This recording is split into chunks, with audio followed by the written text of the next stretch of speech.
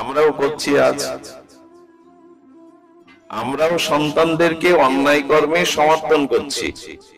আচ্ছা, ধৃতরাষ্ট্রের দ্বারা যতটা ক্ষতি হয়নি দুর্যোধনের, তার থেকে অধিক ক্ষতি করেছেন তার মা গান্ধারী। ধ্যান দিয়ে শুনবেন, গান্ধারীর কারণেই দুর্যোধনের এই পরিণতি। সিংহভাগ স্বামী চোখে দেখে না বলে তুমিও চোখে দেখো না, ঠিক হয়নি এটা তোমার। স্বামী জ্ঞান অন্ধ বলে তুমিও অন্ধ সাজবা, এটা তোমার মোহ, এটা সতীত্ব না। স্বামী চোখে দেখে না, কিন্তু তোমার দেখা উচিত ছিল সন্তানগুলো। আচ্ছা, মাই তো দেখবে সন্তানটা এত রাত্রে বাড়ি ফিরে কেন, সন্তানটা কার সাথে মেশে। মা যদি চোখে প্রতিবাদা থাকে, প্রতিবাদা বুঝতে পারছেন তো, মোহকেই বলে পর্দা দেওয়া, মোহ। অধিক স্নেহ অধিক মমতার দ্বারা যদি গান্ধারীর চোখ খোলা থাকতো, মোহ না আনতো, তিনি ফিরাতে পারতেন। এই জন্য গান্ধারীর চোখে পটি দেওয়াই সর্বনাশের কারণ হয়ে দাঁড়ালো। এই জন্য মায়েদের সংসারে সতর্ক থাকতে হয়, সন্তানের গতিগতির দিকে মায়েরই লক্ষ্য রাখতে হয়। তো আজকে সেই মায়েরাই যদি সন্তানের প্রতি অতিরিক্ত স্নেহ মমতার কারণে চোখে পটি বাঁধেন, কিছু করার নেই, দুর্যোধন তৈরি হবে, সিদ্ধান্ত ভুল হবে। আচ্ছা, একটা জিনিস লক্ষ্য করুন তো, গান্ধারীর উচিত ছিল কি মোহের পটি বাঁধা? সন্তান কি করছে এটা মায়ের দায়িত্ব দেখার। সে কোন পথে যাচ্ছে, কাদের সাথে মিশছে, এটি উচিত হলো তাকে দেখা। গান্ধারী সেটা দেখে নি। এই গান্ধারীর কারণেই, চোখে পটি বাঁধার কারণেই পিতামাতা যদি মোহ অন্ধ হয়, সন্তানের পরিণতি কি হয় ব্যাসদেব দেখাচ্ছেন। আমাদের চোখ খোলা তো, আমরা সন্তানদের প্রতি মোহগ্রস্ত হয়ে যাইনি তো, তাদের অন্যায়কে সমর্থন করি কিনা, সব ইচ্ছা পূরণের জন্য ব্যস্ত কিনা। এই জন্য চোখের মোহ পর্দা না সরালে মানুষ হওয়া যাবে না। আর সেই সব সন্তানরা বংশ ধ্বংস করবে না, পূর্বপুরুষকে নরকে দেওয়াবে। ঘরে ঘরে এই জন্য একজন আদর্শ ধর্মীয় অনুশীলনরত আধ্যাত্মিক পথে চলা একজন সন্তান দরকার। আর সেজন্য প্রথম দরকার চোখের পটি খুলে ফেলা, মোহ খুলে ফেলা। তো সব থেকে বড় কথা দেখুন, খুব মূল্যবান কথা, মন্ত্রে লিখে নিন। এতটা বছর স্বামী দেখে না বলে গান্ধারী দেখলো না, এটাকে তপস্যা বলা হলো। চোখ ঢেকে রাখা মানে কি বলা হলো? তপস্যা। এই তপস্যা কোন কল্যাণে লাগলো? এই যে গান্ধারীর এত বছরের তপস্যা, একটা মানুষ চোখ থাকতেও দেখে না, স্বামী দেখে না বলে, এই তপস্যা কোনো মঙ্গল কাজে লাগলো? আচ্ছা, তপস্যা করলে তো তার ফল মঙ্গল হবে, কল্যাণ হবে নাকি? সাধন ভজন তপস্যা বৃথা যায়? গীতায় ভগবান বলছে যে ভজন করে, ভজন কখনো নষ্ট হয় না। কিন্তু গান্ধারীর ভজন তো কোনো কাজে লাগলো না। বাঁচাতে পারলো দুর্যোধনকে? ওই যে বললাম, আমি চোখের পর্দা খুলে তাকালেও অমর হবে, ওকে আর কেউ বধ করতে। কিন্তু বধ হলো মানেই তো তার তপস্যা কাজে লাগলো না, মরল তো, সেই জঙ্গায় আঘাত করেই তো মরল। তাহলে তপস্যা কাজে লাগলো না কেন? চোখ থাকতেও না দেখা কম তপস্যা কাজে লাগলো না কেন জানেন?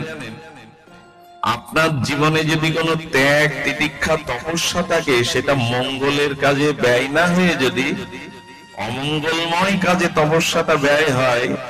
অসুররা কম তপস্যা করেছে? রাবণ আদি, মহিষাসুর কম তপস্যা করেছে? ও তপস্যা দেবতারাও করতে পারে না, মুনি ঋষিরাও। কিন্তু কাজে লাগালো কোন দিকে তপস্যাটা? এই জন্য আপনি ভালো কাজ করছেন, তপস্যা করছেন, কিন্তু কাজে লাগাচ্ছেন ভালো কাজে। তো এই যে আমি বক্তা হয়ে বসেছি, এটা একটা তপস্যার কাজ।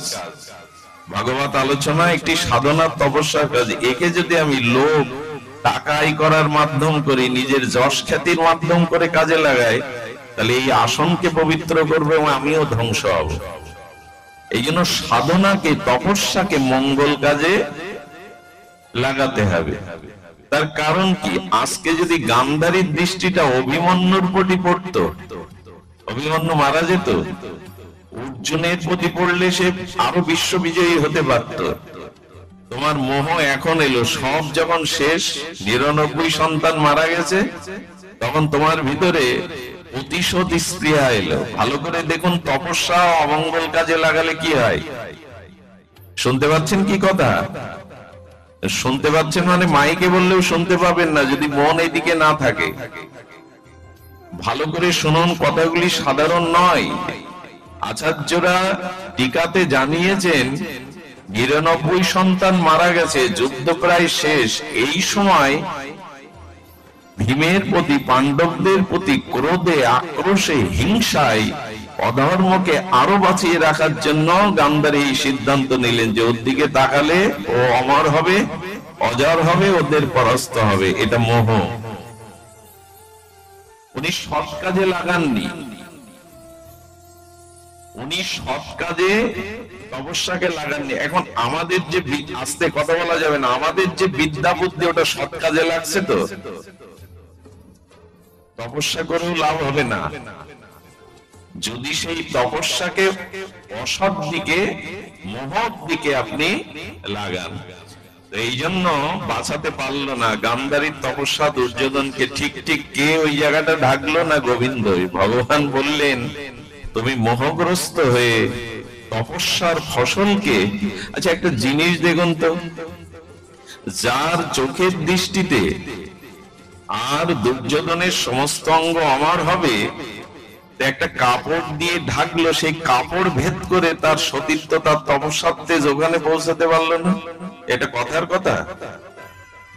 আপনি আমার চোখের সামনে কাপড়ের পর্দা দিলেন, সেই কাপড় ভেদ করার ক্ষমতা আমার দৃষ্টির নেই, তো কি তপস্যা? ভেদ করতে পারতো কিনা? পারা উচিত ছিল কিনা? উচিত ছিল। যে এক্সরে মেশিনে যখন আমরা ছবি তোলে, তো উপরে জামা কাপড় থাকলেও তো ওঠে, ওঠে কিনা? ওই এক্সরে মেশিনের এমন ক্ষমতা আছে, বাইরে যা তার ভেতরটা তুলে আনবে। তা গান্ধারী, তোমার দৃষ্টি যদি এত প্রকার হবে, তো ওইটুকু কৃষ্ণের দেওয়া কাপড় ভেদ করে কেন ওখানে দৃষ্টি পৌঁছালো না? এর উত্তর একটাই, ভগবান যাকে রক্ষা করেন কোন ক্ষমতাই তাকে বাঁচাতে পারে না। ভগবান যাকে বিনাশ চান তাকে কেউ বাঁচাতে পারে না। ওইখানে কিছু খাটবে না, ভগবানের কৃপা শক্তি যেখানে, এই হলো কারণ। নাহলে ওই কাপড় ভেদ করার ক্ষমতা গান্ধারীর দৃষ্টি ছিল। কিন্তু ভগবান যাকে রক্ষা করেন, কোন তপস্যা, কোনো কিছুই তাকে নাশ করতে পারে না। আমার বলবার অভিপ্রায় হলো, পর্দা খুলে ফেলুন চোখের, সন্তান দিগকে আদর্শবান করে ভাগবত অনুশীলন করে তুলুন, না হলে তাদের দ্বারা বংশ তো যাবেই, আর সবই শেষ হবে। আজকের প্রসঙ্গটা যেখানে রেখে গিয়েছিলেন দাদাজি, পূর্ববর্তীর আলোচনা পরবর্তী বক্তাকেই সেই আলোচনার প্রেক্ষাপটে আলোচনা করতে হয়। ন হতহন্য শিববন্তা বিশিত সংসিতা বিহ, বাসুদেবে ভগবতী ভক্তি যোগ যত ভবের। আমি একটু মৃত্যু নিয়ে কথা বলি আজকে, যেহেতু প্রসঙ্গটা এই। প্রয়াণ কালের চ কথাং শ্রেয়সী নিয়ত আত্মাভি। গীতার ৮ম অধ্যায়ে অক্ষর ব্রহ্মযোগে অর্জুনের প্রশ্ন ছিল, প্রয়াণ কালে অর্থাৎ মৃত্যুকালে জীব কিভাবে তোমাকে প্রাপ্ত হতে পারে, নিজের কল্যাণ করতে পারে। তো ধ্যান দিয়ে শুনুন, মৃত্যুর সময় শ্রেয় আত্মভি, তার আত্মার কল্যাণ মৃত্যুর সময় জীব